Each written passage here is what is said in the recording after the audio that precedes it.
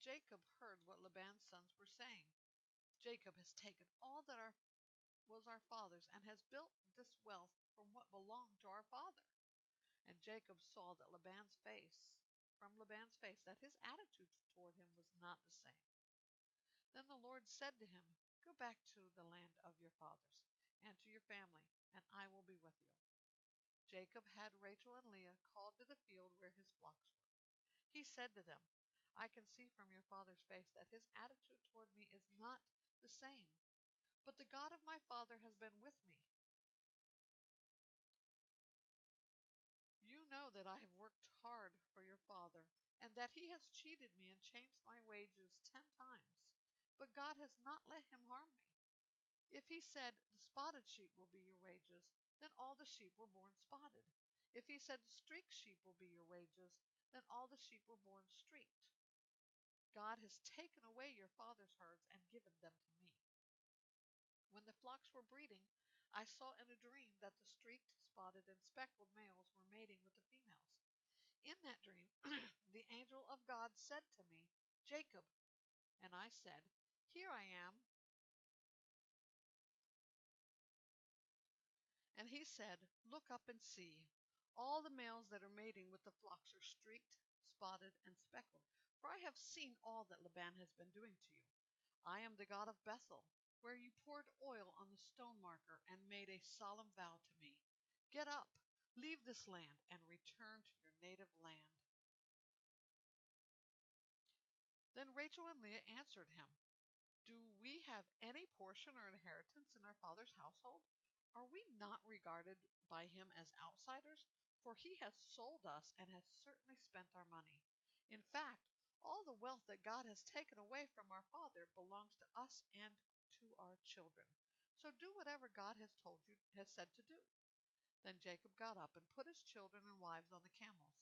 He took all the livestock and possessions he had acquired in Padan Aram, and he drove his herds to go to the land of his father Isaac in Canaan. When Laban had gone to shear his sheep, Rachel stole her father's household idols. And Jacob deceived Laban the Aramean, not telling him that he was fleeing.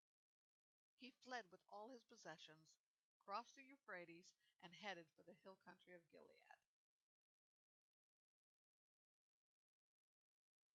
On the third day, Laban was told that Jacob had fled. So he took his relatives with him, pursued Jacob for 7 days, and overtook him at Mount Gilead.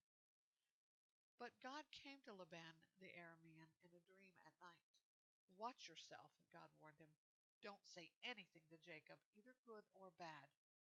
When Laban overtook Jacob, Jacob had pitched his tent in the hill country, and Laban and his brothers also pitched their tents in the hill country of Gilead. Then Laban said to Jacob, "What have you done? You have deceived me and taken my daughters away like prisoners of war. Why did you secretly flee from me, deceive me, and not tell me? I would have sent you away with joy and singing, with tambourines and lyres. But you didn't even let me kiss my grandchildren and my daughters. You have acted foolishly. I could do you great harm, but last night the God of your father said to me, 'Watch yourself. Don't say anything to Jacob, either good or bad.' Now you have gone off because you longed for your father, but why have you stolen my gods?" Jacob answered, "I was afraid, for I thought you would take your daughters away from me by force. If you find your gods with anyone here, he will not live. Before our relatives, point out anything that is yours and take it." Jacob did not know that Rachel had stolen the idols. So Laban went into Jacob's tent, then Leah's tent, and then the tents of the 2 female slaves, but he found nothing. Then he left Leah's tent and entered Rachel's. Now Rachel had taken Laban's household items, put them in the saddlebag of the camel, and sat on them. Laban searched the whole tent, but found nothing. She said to her father, "Sir, don't be angry that I cannot stand up in your presence. I am having my period." So Laban searched, but could not find the household items.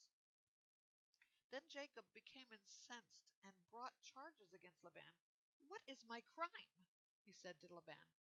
What is my sin that you have pursued me? You've searched all my possessions. Have you found anything of yours? Put it here before my relatives and yours, and let them decide between the two of us. I've been with you these 20 years. Your ewes and female goats have not miscarried, and I have not eaten the rams from your flock. I did not bring any of the flock torn by wild beasts. I myself bore the loss.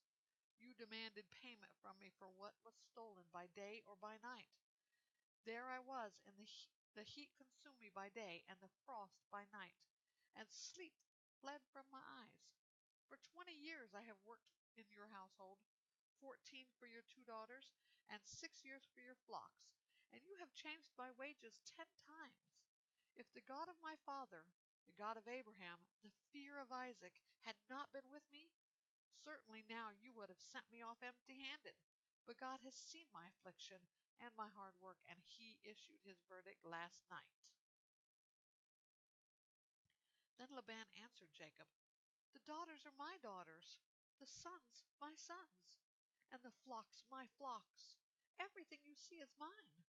But what can I do today for these daughters of mine, or for the children they have borne? Come now, let's make a covenant, you and I.